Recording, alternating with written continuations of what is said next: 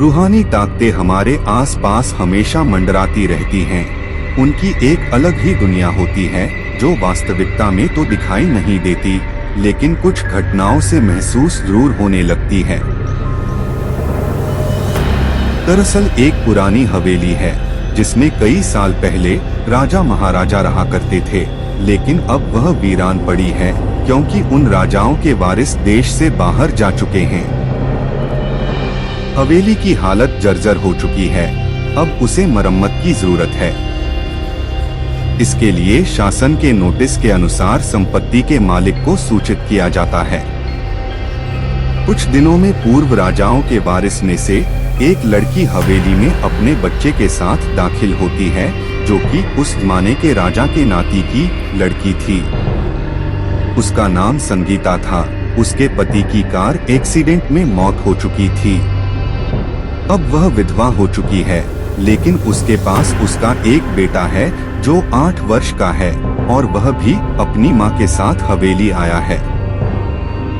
हवेली बहुत विशाल थी, इसलिए उसकी साफ सफाई के लिए कई मजदूर बुलाया गए, जिन्हें चप्पे चप्पे की सफाई करने का ठेका दिया गया। किसी को नहीं पता कि हवेली के कोने कोने में कितने खूनी रहस्य छुपे हुए हैं। संगीता के आने के बाद हवेली की हवा रूहानी होने लगती है। ऐसा लग रहा था मानो कोई वर्षों से इंतजार कर रहा था इस हवेली के वारिस का। एक रात संगीता अपने कमरे में अपने बच्चे के साथ सो रही होती है। अचानक उसके खिड़की से एक पक्षी टकराकर मर जाता है। यह घटना अपने आप में असामान्य थी। पक्षी टकराते ही संगीता की नींद खुल जाती है और जब वह लाइट जलाकर देखती है तो डर से चीखने लगती है, क्योंकि उस कमरे की खिड़की से एक पक्षी फंसा हुआ था और उसके शरीर से खून की बूंदें फर्श पर गिर रही थीं। नजारा इतना भयावह था कि उस पक्षी को उठाना नहीं चाहती थी, लेकिन संगीता हिम्मत करके उस पक्षी को खिड़की से बाहर फेंक देती है। लेकिन इसके बाद उसे रात भर नींद नहीं आती और वह सुबह तक जागती रहती है। दरअसल वह जानना चाहती है कि यह किसी की शरारत तो नहीं। सुबह होते ही वह अपने यहाँ काम कर रहे मजदूरों से जाकर कहती है कि रात को मेरे कमरे की खिड़की पर कोई पक्षी आकर टकराया था और तुरंत मर गया। क्या तुम लोगों में से किसी ने ये हरकत की है? क्योंकि पक्षी खुद ब खुद तो खिड़की से नहीं टकरा सकता।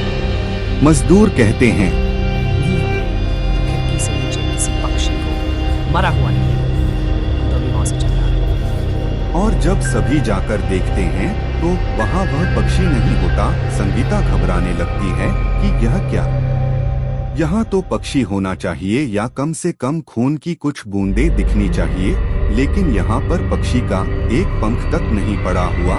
संगीता सभी मजदूरों को कहती है कि हवेली में बहुत सी कीमती चीजें और मूर्तियाँ हैं, संभाल के साफ सफाई करना। मजदूर अपने अपने काम में लग जाते हैं। संगीता अपने बच्चे के साथ कमरे में टीवी देख रही होती है कि अचानक हवेली की छत से एक मजदूर नीचे गिरता है। संगीता को अचानक लोगों की आवाज सुनाई देती है। वह भागकर खिड़की से नीचे देखती है तो एक मजदूर की लाश पड़ी होती है।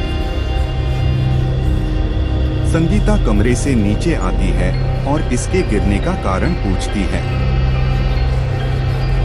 लोगों के जवाब अलग अलग होते हैं। कोई कह रहा होता है कि इसने खुद आत्महत्या की है और कोई कह रहा था कि यह गलती से गिर गया है। सभी के दावे अलग थे, लेकिन संगीता को कुछ अनकही बातें सुनाई दे रही थी। संगीता के कान में अचानक एक आहट के साथ आवाज आती है, अपने बच्चे को बचा सकती है तो बचा ले। संगीता यह वाक्य सुनते ही अपने कमरे की तरफ भागने लगती है, क्योंकि कमरे में उसका बच्चा अकेला टीवी देख रहा होता है। जैसे ही संगीता कमरे में पहुंचती है तो उसका बेटा खिड़की से कूदने वाला ही होता है। संगीता उसका पैर पकड़ लेती है और वह खिड़की से लटक जाता है। संगीता पूरी ताकत से उसे ऊपर खींचती है, लेकिन बच्चा फिर भी कूदने की जिद कर रहा होता है। संगीता किसी कद अपने बच्चे को काबू में करती है और कमरे के बाहर आ जाती है और वह मजदूरों से पूछती है, बताओ क्या है इस हवेली में, क्योंकि ये बच्चा तो ऐसा नहीं कर सकता और अभी यह सब जो हो रहा है कुछ अलग ही चल रहा है। तभी एक बूढ़ा मजदूर संगीता से कहता है, बेटी, ज्यादा जानना हो तो अपने पूर्वजों की कहानी पढ़ो, तभी तुम्हें इस हवेली का इतिहास पता चलेगा। इस हवेली की कहानी की किताब इसी गांव के सरपंच के घर में रखी होती है, जो कि बहुत साल पहले मर चुके थे, लेकिन अब भी उनके बेटों के पास वह किताब मौजूद थी। संगीता सरपंच के घर पहुंचती है और किताब ले लेती है। किताब पढ़ते ही उसे पता चलता है कि इस हवेली में एक नौकर नौकरानी भी थे, जिनके बीच में बहुत प्यार था और वह कई सालों से हवेली की सेवा कर रहे थे। लेकिन एक बार रानी के शाही गहने चोरी हो गए और उसके शंका में राजा ने नौकरानी को चोरी की सजा दी और उसे जिंदा दफना दिया गया।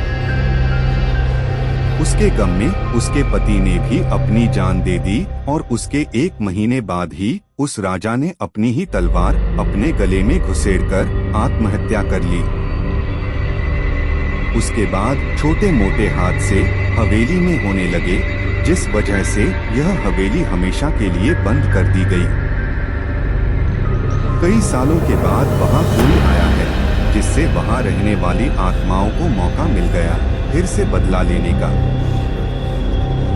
संगीता हवेली का रहस्य जानकर यहाँ से जाना चाहती है, क्योंकि उसे अपने बच्चे की चिंता है। इसलिए वह रात में ही कार लेकर एयरपोर्ट के लिए निकल जाती है। अचानक रास्ते में उसकी कार का एक्सीडेंट हो जाता है और कार पलटकर उसकी ओर प्रवाहित हो जाती है। संगीता अपने बच्चे को बाहर निकाल लेती है और सुनसान सड़क पर भागने लगती है। रास्ते में उसे एक कार आते दिखाई देती है और कार रोकने के लिए संगीता सड़क के बीच में खड़ी हो जाती है और अपनी मदद के लिए चिल्लाने लगती है। तभी अचानक कार आती है।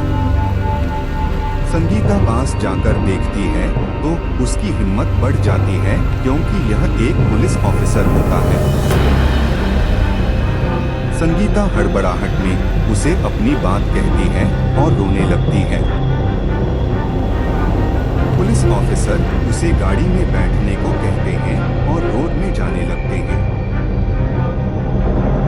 रास्ते में एक बूढ़ा सड़क पर जा रहा होता है और इनकी कार के सामने आते ही रोड पर गिर जाता है।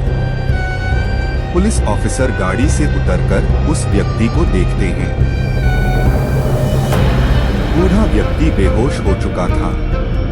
पुलिस ऑफिसर उसे गोद में उठाकर अपनी गाड़ी में पीछे बैठा देता है।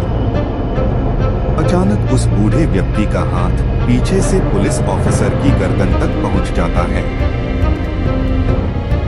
गाड़ी की स्पीड कम होने की वजह से कार वहीं खड़ी हो जाती है और ऑफिसर अपनी गन निकालकर बूढ़े की तरफ निशाना लगाकर गोली चला देता है। बूढ़े की सर में गोली लगने से भी उसकी जान नहीं जाती है। महिला और पुलिस ऑफिसर दोनों समझ चुके थे कि यह कोई भूत है। भूत को देखते ही संगीता अपने बच्चों को लेकर बाहर निकल जाती है और इसी बीच पुलिस ऑफिसर भूत की पकड़ से अपने आप को छुड़ाने में कामयाब हो जाते हैं। पुलिस ऑफिसर के बाहर निकलते ही तीनों बाहर रोड से भागने लगते हैं और कुछ देर भागते हुए उन्हें सड़क के किनारे जगमगाती लाइट्स दिख रही होती हैं। पुलिस ऑफिसर संगीता से कहते हैं कि मैडम, यह एयरपोर्ट है, जल्दी चलिए। संगीता अपने बच्चों को लेकर एयरपोर्ट के अंदर पहुंच जाती है। एयरपोर्ट पहुंचते ही संगीता की जान में जान आ जाती है, क्योंकि पुलिस ऑफिसर की बहादुरी की वजह से उसके बच्चे की जान बच गई थी।